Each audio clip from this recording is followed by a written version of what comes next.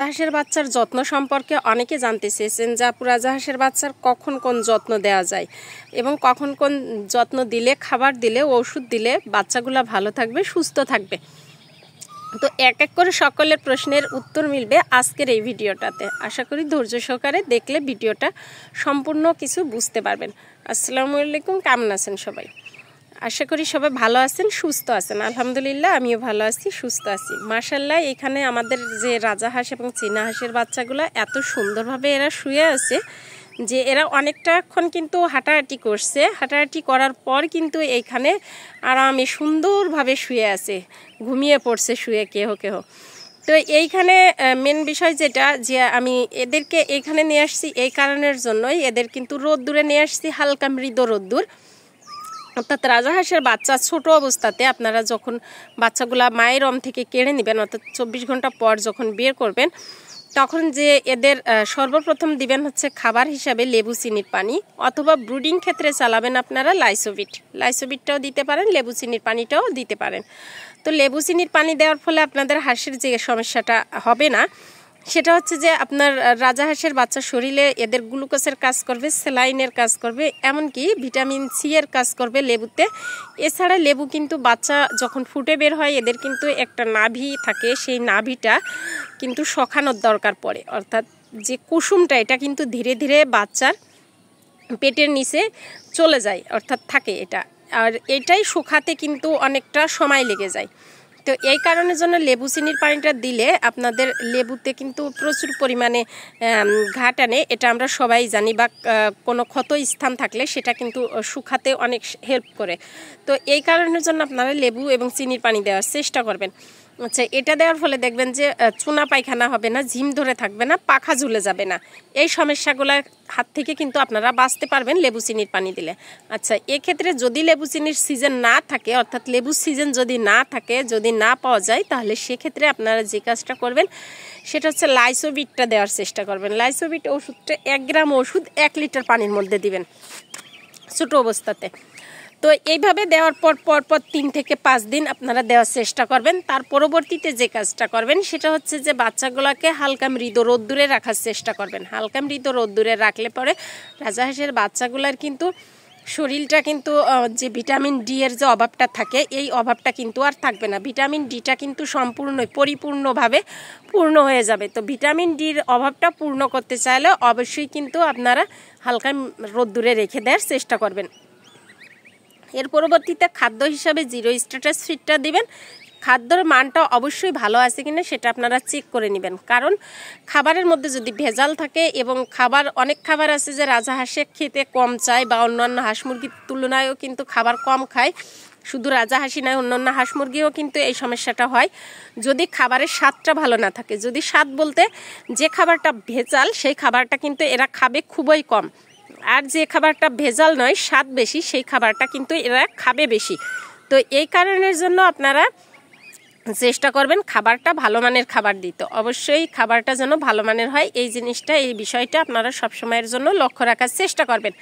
আচ্ছা, এর পরবর্তীতে যে কাজটা করবেন সেটা হচ্ছে যখন 5 থেকে 7 দিন বয়স হবে, তখন এদেরকে ধীরে ধীরে ঘাসে দেওয়ার চেষ্টা করবেন। ঘাসে না দিলে কিন্তু ছোট থেকে যদি এরা ঘাস না খায়, তাহলে কিন্তু ঘাস খাওয়ার অভ্যাস হবে না। আচ্ছা, এরপর যখন বাচ্চার বয়স আপনাদের 5 থেকে 7 দিন হবে, তখন ওই সময়ে আপনারা যে কাজটা করবেন, 5 দিনের মাথায় অথবা 7 দিনে যে কাজটা করবেন সেটা হচ্ছে কি, আপনি অ্যামোক্সিসিলিন সিভেট যে ওষুধটা আছে, এটা দেওয়ার চেষ্টা করবেন। অ্যামোক্সিসিলিন সিভেট 1 গ্রাম ওষুধ 1 লিটার পানিতে, এটা দেওয়ার চেষ্টা করবেন। এতে করে কিন্তু বাচ্চাগুলো আল্লাহর রহমতে কিন্তু অনেকটা ভালো থাকবে, রোগমুক্ত থাকবে, সুস্থ থাকবে। তো রোগমুক্ত রাখতে হলে অবশ্যই এদেরকে কিন্তু অ্যামোক্সিসিলিন সিভেটটা দেওয়ার চেষ্টা করবেন। এই ওষুধটাও কিন্তু আপনারা 3 দিন দিবেন, সুস্থ অবস্থাতে দেওয়ার চেষ্টা করবেন। আর যখন অসুস্থ অবস্থাতে দিবেন, তখন কিন্তু এই ওষুধটা দিবেন হচ্ছে আপনারা 5 থেকে 7 দিন, অর্থাৎ চিকিৎসকের পরামর্শ অনুযায়ী দেওয়ার চেষ্টা করবেন। তো এইভাবে দিলে কিন্তু বাচ্চাগুলো আল্লাহর রহমতে ভালো থাকবে। আর এর পরবর্তীতে খাবার হিসাবে যেটা দিবেন, 5 থেকে 7 দিন পার হওয়ার পর এদের চিকন ভুসি এবং ফিডটা দেওয়ার চেষ্টা করবেন। যখন চিকন ভুসি এবং ফিডটা দিবেন, তখন দেখবেন যে পাশাপাশি ফিটের পাশাপাশি যদি এটা দিয়ে রাখেন, তাহলে পরবর্তীতে আপনাদের খাদ্য খরচটার দিক থেকে একটু কম আসবে। কারণ ছোট থেকে খাওয়ার প্রতি যদি অভ্যস্ত থাকে তাহলে বড় হলে কিন্তু এরা খাবে। আচ্ছা, এর পরবর্তীতে যে কাজটা করবেন সেটা হচ্ছে যে পাতাকপি। পাতাকপিটা দিবেন যখন বাচ্চার বয়স 15 থেকে 20 দিন হয়, অর্থাৎ আমি যেটা বলবো 5 থেকে 7 দিন 15 থেকে 20 দিন বয়স হলে পাতাকপিটা দিলে এদের শরীরের কিন্তু তখন অনেকটা গ্রোথটা ভালো চলে আসবে। আর ওই সময়ে পাতাকপিটা দিলে পরে বাচ্চার ঠান্ডা লাগার ভয়টা কম থাকবে। তবে অনেকেই আছেন যে পাতাকপি ছোট থেকেই কিন্তু দেওয়ার অভ্যাস করেন। হ্যাঁ, পাতাকপি একদম ছোট অবস্থাতে দিলে যেটা হবে সেটা হচ্ছে বাচ্চার কিন্তু ঠান্ডা লাগার ভয় থাকবে এবং চুনা পায়খানার ভয়টা থাকবে। তো আপনারা চেষ্টা করবেন যখন 15 থেকে 20 দিন বয়স হয় তখন পাতাকপিটা দেওয়ার জন্য। এর আগে আপনারা পর্যাপ্ত পরিমাণে কচি যে ঘাসগুলো আছে সেগুলো খাওয়াবেন, তাহলে আল্লাহর রহমতে কোনো সমস্যা হবে না, কারণ ঘাসে কিন্তু পর্যাপ্ত পরিমাণে ভিটামিন আছে। আর এই পাতাকপি দেওয়ার পরে আপনারা এদেরকে অনেকেই আছেন বলে থাকেন যে ভাত দিতে, আসলে ভাতটা আপনারা সহজে এদেরকে দিবেন না। আমার কাছে যেটা মনে হয় অন্তত মাসখানেক মতো ভাতটা না দেওয়াই ভালো, কারণ ভাতে কিন্তু অনেক সময় রস থাকে, যার কারণের জন্য দেখা যাচ্ছে যে ভাত দিলে বাচ্চার হয়তো বা পা পড়ে যাওয়ার সম্ভাবনা থাকতে পারে হয়তো বা। তো ভাত না দেওয়াই ভালো। আর এর পরবর্তীতে যখন আপনারা ফিড দিবেন 10 থেকে 12 দিন যখন বয়স হবে তখন কিন্তু বড় যে ফিডটা আছে এই ফিডটা দেওয়ার চেষ্টা করবেন। বড় ফিডটা দিলে এটা কিন্তু আপনারা সর্বোচ্চ 20 থেকে 1 মাস পর্যন্ত আপনারা ফিড খাবেন। এর পরবর্তীতে কিন্তু আপনারা ফিড দিয়ে পালন করতে যাবেন না, তাহলে কিন্তু লসের সম্মুখীন হবেন। আর ফিড খাওয়ার প্রতি যদি সবসময়ের জন্য অভ্যস্ত থাকে তাহলে কিন্তু পরবর্তীতে কিন্তু এরা অন্য কিন্তু খাবারের প্রতি আসক্ত হবে না। আচ্ছা, আপনারা এর পাশাপাশি আরেকটা কাজ করতে পারেন, সেটা হচ্ছে যে ভুট্টাগুলা ভেঙে দিতে পারেন। তো ভুট্টা ভাঙাগুলা দিলে এরা ছোট থেকে যদি ভুট্টাগুলা খাওয়ার অভ্যাস থাকে, অর্থাৎ ভুট্টা ভাঙাগুলা যদি আপনারা দেন তাহলে কিন্তু খাবার খরচটা অনেকটাই সাশ্রয় হবে, অনেকটা আপনাদের জন্য ভালো হবে। এই কারণের জন্য আপনারা চেষ্টা করবেন ভুট্টা ভাঙাটা দিতে। তো এটা হচ্ছে 1 থেকে শুরু করে 1 মাস বয়স পর্যন্ত বাচ্চাগুলাকে এই খাবারগুলা আপনারা দেওয়ার চেষ্টা করবেন।